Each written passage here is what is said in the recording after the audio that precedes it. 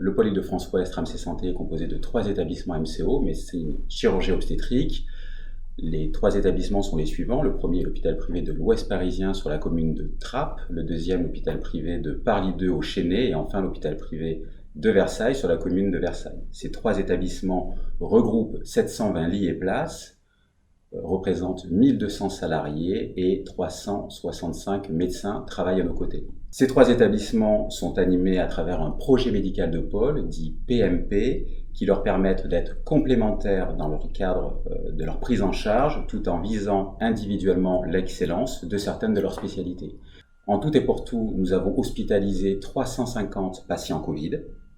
Au pic de la vague, nous avions simultanément 140 patients Covid hospitalisés, soit en médecine Covid, soit en réanimation Covid, sur les 3 établissements qui constituent le pôle Île-de-France-Ouest Ramsay Santé.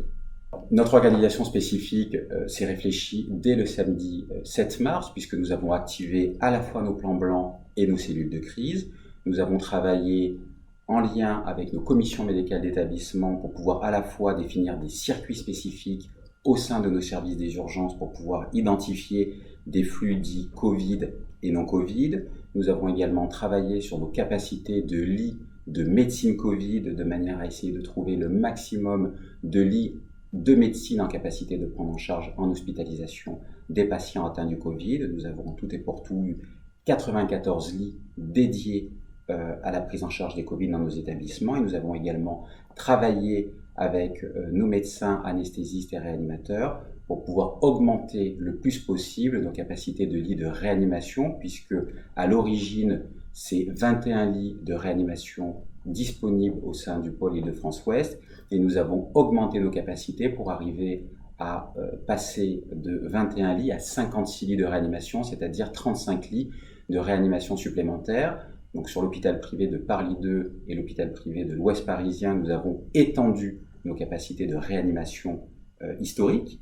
Et sur l'hôpital privé de Versailles, nous avons créé au sein de notre salle de réveil une unité de réanimation de 8 lits où, au plus haut de la crise, nous avons pu prendre simultanément 7 patients dans cette réanimation finalement qui a été créée dans le cadre de la période Covid.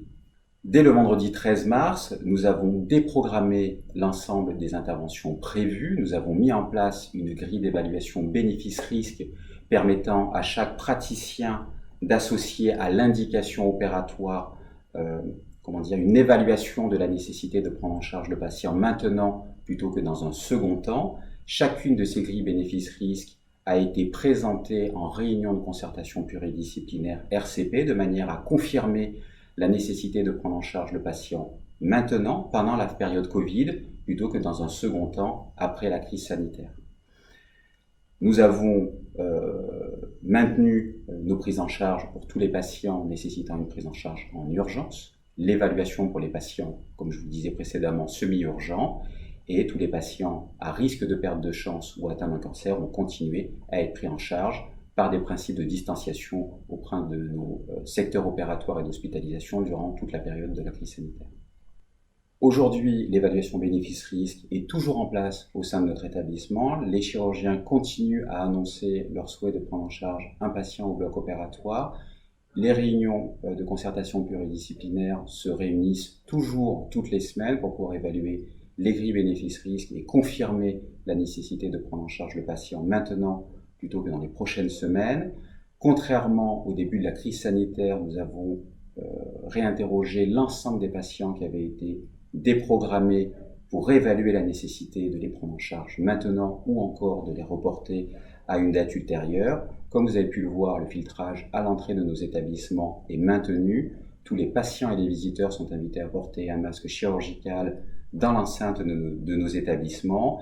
Et à la différence d'il y a quelques semaines, nous réalisons un dépistage par PCR pour tous les patients qui sont hospitalisés au sein de l'établissement.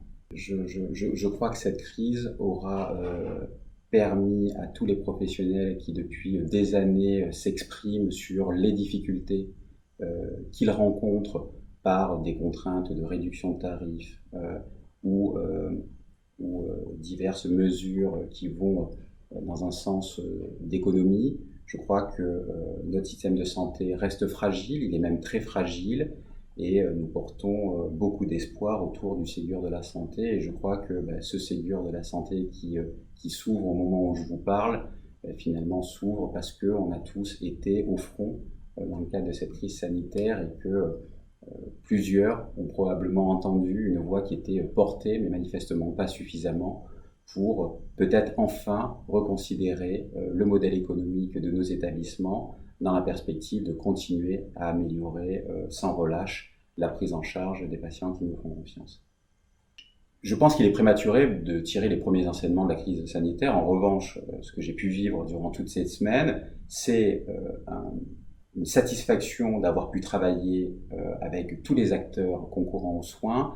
Les établissements publics et les établissements privés ont travaillé main dans la main et de façon déterminée pour passer la vague, avec le concours de nos tutelles et de tous les professionnels médicaux, paramédicaux et administratifs qui ont témoigné tout au long de la crise sanitaire d'un engagement sans faille, et je tiens à tous les remercier du fond du cœur.